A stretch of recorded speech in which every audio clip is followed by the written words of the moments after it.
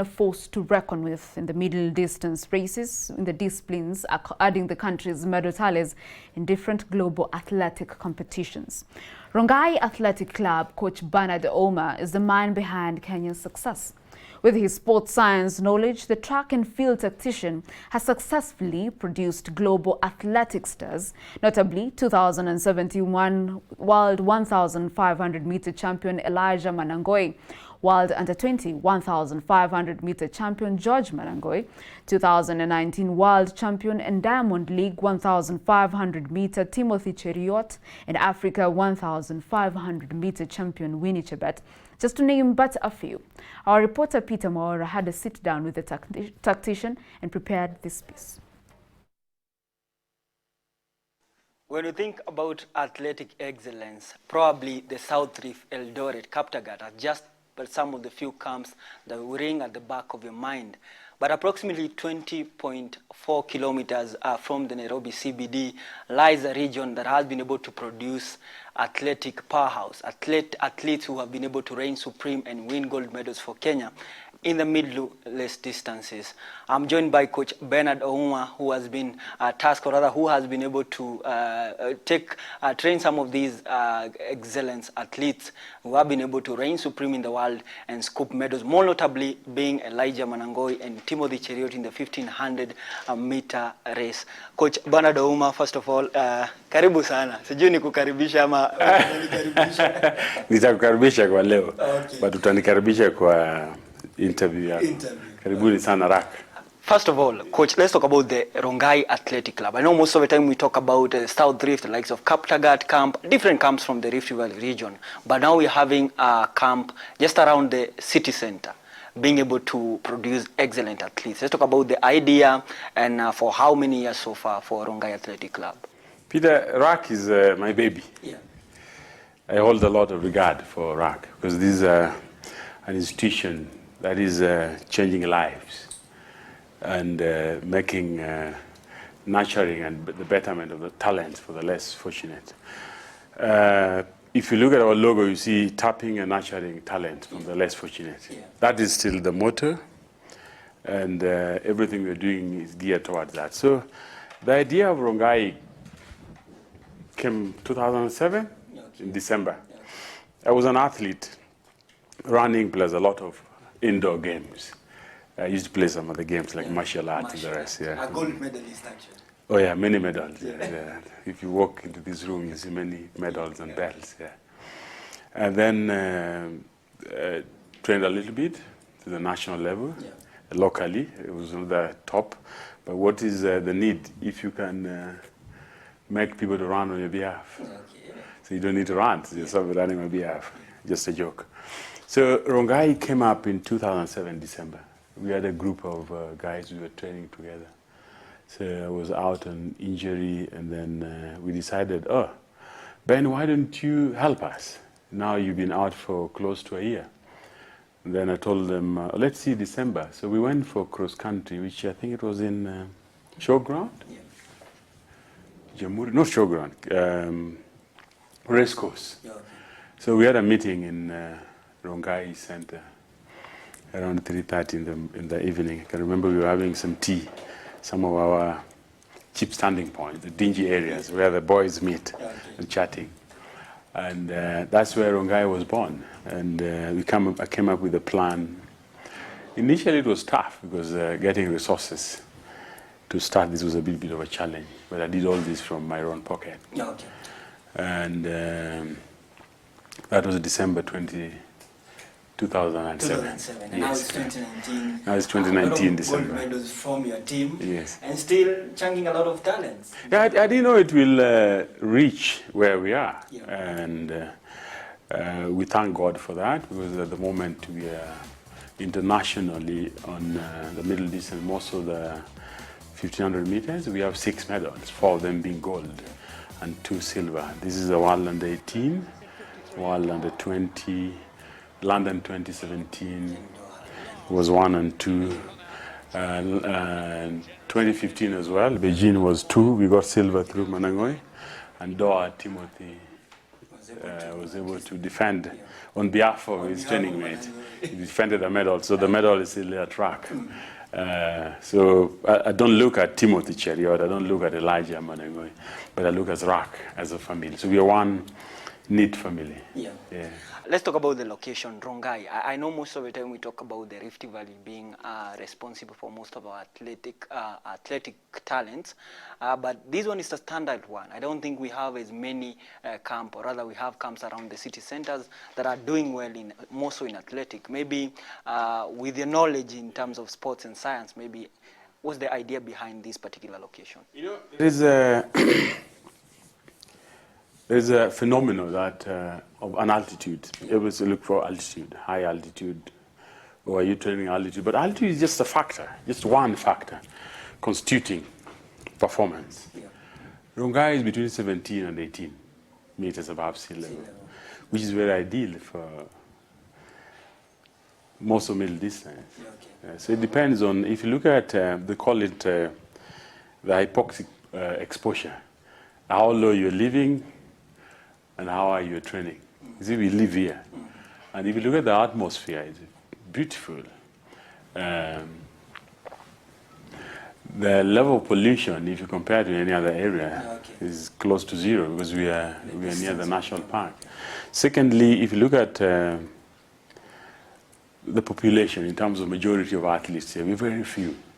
And Rongai is more, this is a village, you call it a village home. You're walking out of the room and starting jogging, going up. Yeah. And if you look at where the camp is, which is adjacent from where I am, it's the river bordering this. We do our long runs in between, and the terrain is so soft, so chances of getting injuries are very minimal. Yeah, and again, if you happen to go to some other areas, there are many athletes, and that dilutes concentration as well, in terms of training and in terms of exploring areas they need to work in. So I chose Rongai 1. In terms of altitude, we find is ideal for me. Secondly, this is where I'm staying as well. And third, if you look at the composition of the athletes at the camp, is a crossboard, close to from every community. Yeah, be it the Maasai, the Kamba, the Luos, the Kalenjin. But predominantly Maasais, because by virtue of staying within the Maasai land. Yeah. Coach, I know we've talked about the location, let's talk about the journey, but let's talk about now the making of the champions. Yes. George Manangoi, under 18. We had his older brother, that is Elijah, being able to win gold in 27, that is in London. Then in 2019, we have Timothy Cheriot being able to win in the 15, not just winning. These guys are winning, they are setting records. You look at Timothy in the Diamond League, exemptional, breaking records after meet records day after day. Then we have the likes of Winnie Chebet coming up. We have a lot of athletes, Kisioyan in the 400 meter. We have a lot of athletes in the middle distance races. A new wave of these athletes is coming up. Let's talk about the journey of making these athletes and making sure that they perform and excel in the different disciplines they participate in. First of all, running is physiologically is about you as a personality. So it involves a lot of planning, more so scientific planning, and a lot of logistics in terms of making an athlete. As a body, dissect what do you need to run very well. First of all, the physique, from the visual perspective. If you wake up today and told, can you choose between those who are around us who can be an athlete, you look, oh, what is the height? What is this? And then the most important thing that I look at, when I'm doing recruitment, I'm not interested in how good you are in terms of shape and running. More so is the interest. The interest is innate, is inbuilt, is in you. And the profounding thing, which is a glue to Rongai, is about discipline. There's a lot of discipline among the athletes, and they take instruction as it is, and they listen to me a lot. Scientifically, unless you want me to go into details, but which not the best forum for the viewers to understand. There are a lot of parameters to consider. Because remember, when an athlete comes in, most of them don't even know their discipline. So when I took Elijah on board, remember we used to run 400 meters. Yeah. And then from 4 people saw him all of a sudden in 1,500 meters. the work behind this was huge that probably the media didn't see, or maybe those who were with us didn't see. But we were looking at transition to a longer distance. I prefer starting very low, because if you look at those who are competing with Timothy Cheruiyot, for example, those who are with him in Doha, you see a number of them are running road races as early as 18. I'll give an example, the Norwegian boy, Jakob Ingebrigtsen. After Doha, and you could see Doha was doubling 5 and 1500 meters. And he missed everything because of that. And then after that, it was running 10,000 meters last week, running 27:43. You see, they're all over. Ours is a bit different because we want these athletes to mature organically, stepwise. And I'm looking at longevity of their career of running as well. So I do a lot of things systematically, identifying the muscular structures, working around that and see what are the components that can make you run fast. The composition of the heart as well. I need to try to condition the heart to the level that will determine the race you're running. And the composition of the muscles. You see, we've got a number of muscle structures as well going on. The fast twitch, the slow twitch muscles, and some are having the cross. So the composition of that will tell you this is a long distance athlete, middle distance athlete, or a sprinter, or both sprints and middle distance, or sprints, middle distance, and as they go along, as they age, this is long distance runners. And I'll tell you for a fact, for free, if you look at Elijah Madango's team with the Cheruiyot, this will be the Eliud Kipchoge of some years to come. We are not in a rush, we're not competing with anybody. Coaching is about, you must have a plan, and it's about research and doing some experiment, which you do a lot in training as well. So if you see us, we are thinking long-term and short-term goals. Long-term will be, you'll see us in the marathon some years' time to come. And probably you're asking me, who will be breaking the 2 hours? Probably this is the next generation to break the 2 hours in an IAAF certified course. Coach, let's talk about the training schedule and how you at least make sure that you maintain a certain level of competitiveness for your athlete, at least during the competition, before, during, and even after the competition. You see, RAC is an institution, just like a school. So we have syllabus controlling everything. When kids break for holidays, they have some homework, isn't it? So we have our active rest as well, just to make sure. Because at the end of the day, you see, there's a level of fitness you need to work on to make the athletes run to the standard which is required as well. So yes, they rest, they have free time with the family, but resting as well is relative and moderated. Like today was our fast. We opened the season today for those who are on holiday. The problem, the last season was so long. So some of them came late. Some of them closed early, those who didn't make the team. For example, Winnie Chebet was in China for the World Military Games. She was arriving last week on Tuesday.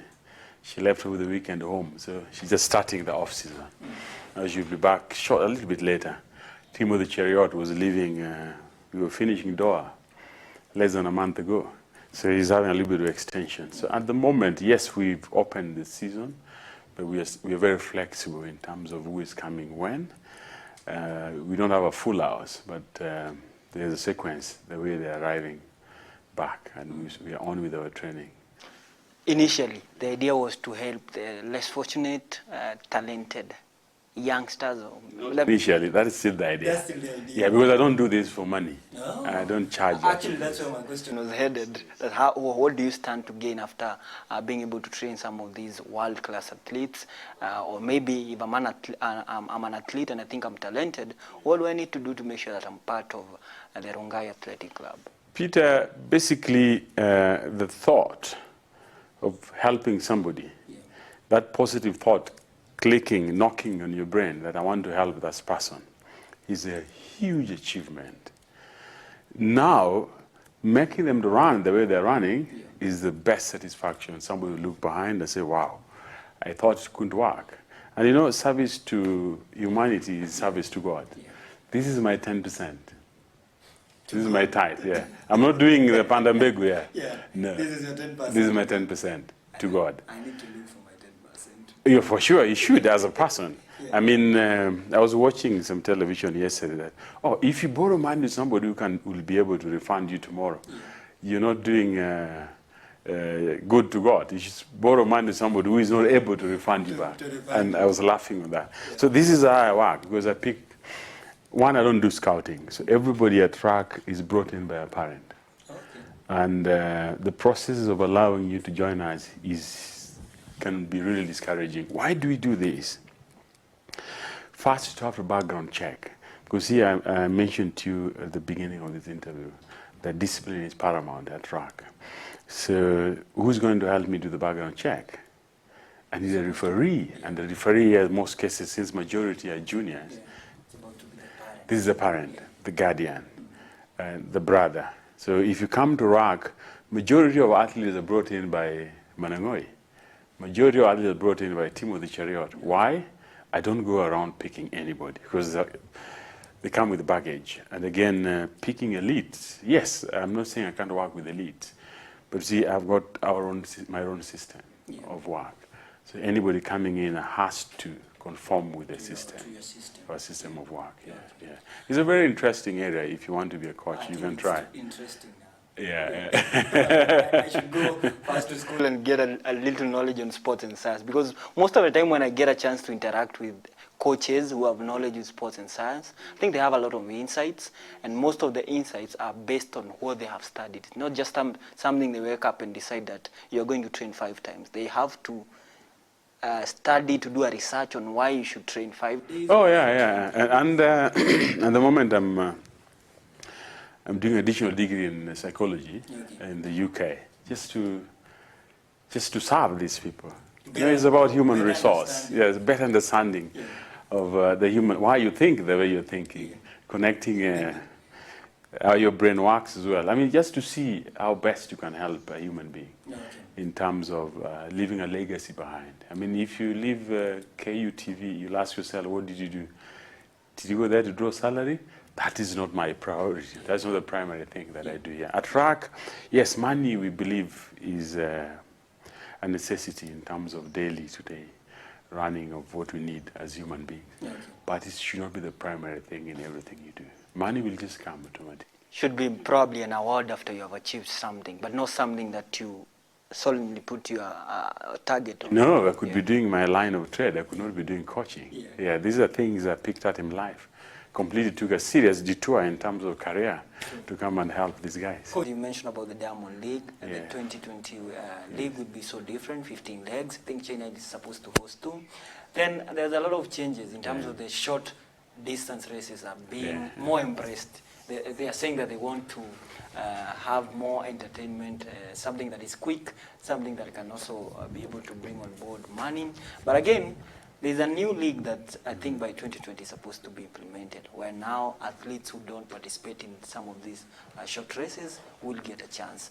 The calendar will be so different, and maybe how do you think this particular calendar and some of these events are going to affect Kenya athletes and their preparation? Maybe what do we need to do to make sure that we have athletes participating in the Diamond League, the other league that is supposed to be unveiled by the IWF, and even locally the national championship, and at the same time they can't be able to represent the country in other different championships. How do we maintain that that we are able to that in every event in the calendar year we can be able to field athletes who can be able to do well?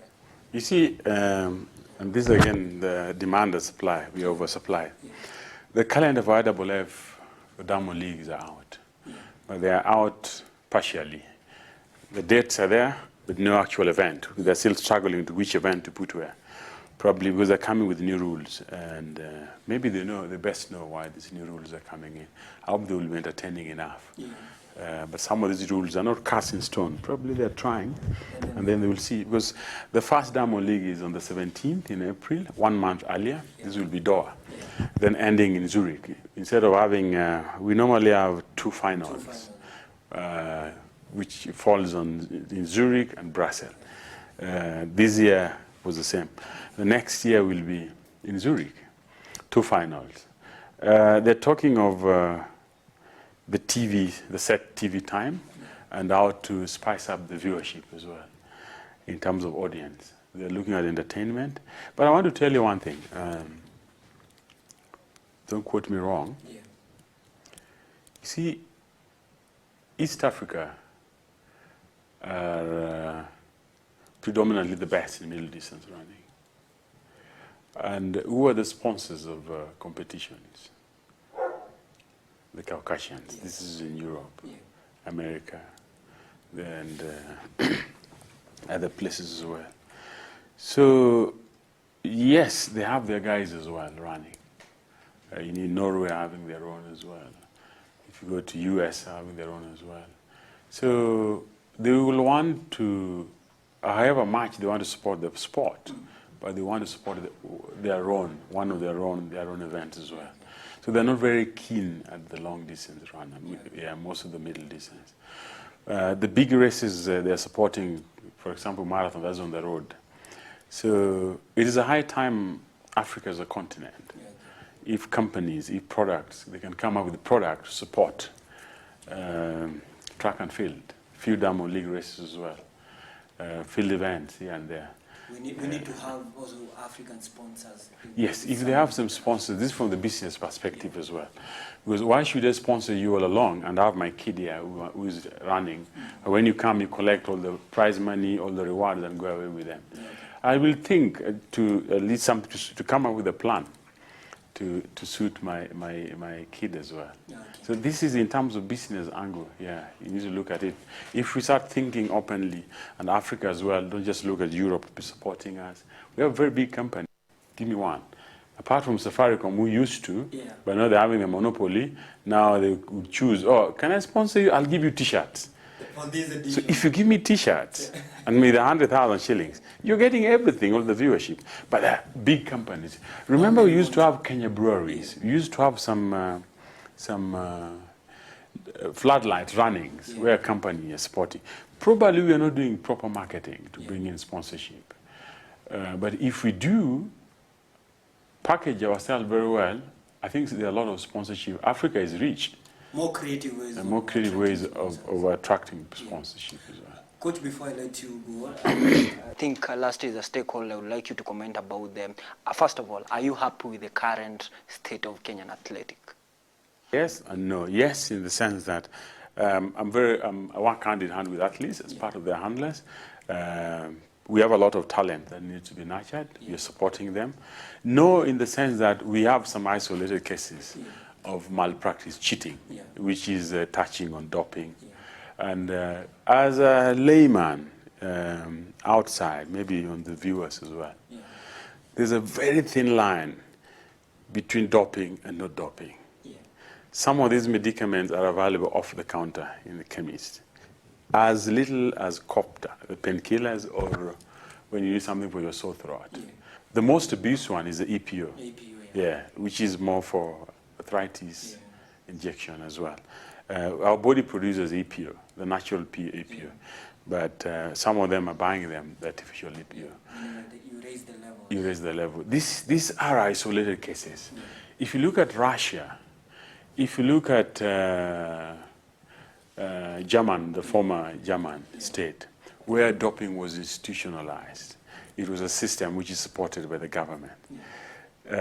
This is not the case with Kenya. Yes, I can see many media guys are sneaking in to be, then they call this thing exposés. I don't know what they're exposing. Maybe they want us to join their league, but I don't think we've reached that level we can join the league. But we have a serious case where some people are doing this knowingly or unknowingly. But I suspect, I might be wrong, those who are caught doing this, if it is EPO, which is intravenous, has to be injected, I think they're doing it knowingly. But who is influencing them? Our last case, the last case was a 18 years old girl doing this. Who can influence 18 years old to do this? I don't think even they can spell the abbreviation EPO. Yes. But who is telling them to do this? These are the support staff. The managers are involved. The coaches are involved. Friends, boyfriends, wives. So this is a society problem. It's a societal problem. Why Why? Because athletes don't exist in isolation. They have family members around them. They have a support group around them. So if you need to stop doping, just like the president is talking of security, doping starts with you. Yes. You see, AK is doing everything they can. But can they go beyond sensitization and providing learning material? I don't think so. Coaches as well. Now I'm here in my house. I don't stay with athletes. So you don't know what they're doing. You don't know what they're doing. But it is my responsibility to make sure they attend seminars. It's my responsibility to provide them with the latest prohibited list of prohibited substances and explain to them. AK has come up with a doctor's network. That when you are sick, you need to consult them. So we need to emphasize this as a parent, as a father, as a husband to these people, the wife, the guardian, to help them do this. Lastly, Coach, what does the future hold for Rongai Athletic Club? What should we have seen the likes of Timothy, Elijah, Winnie Chebet, George Manangoi. Do you have something under your sleeves that you want to unveil for us probably in 2020? Okay, 2020 is a busy year. We have the World Under 20, which we are working towards now. If you get another medal from there, that would be good. Our penalty our climax would be the Olympics. This is the only medal we don't have a track. So we are doing a lot, putting measures into place, planning as well, to make Olympic entertaining and see if we can get several medals from there. First of all, to qualify. Then get a medal there. So people should watch out for Tokyo 2020. Oh yeah, we are working towards that. I know other people are working as well, but let the best athlete win at the end of the day. Yes. Asante sana coach, nimeshukuru sana and congratulations on being able to produce athletic powerhouses, athletic superstars, and people who can be able to earn out of doing what they love. Yeah, that is exemption, and hope to see more from the Rongai Athletic Club. Okay. Asante sana coach, and hope to see more from Rongai Athletic Club. Thank you very much for giving us the audience the opportunity to share a little bit of information about RAC. Yeah. Rongai Athletics Club. I think you have a RAC, that's why I'm avoiding RAC. to say RAC. RAC. It's RAC, R-A-C, Rongai Athletics.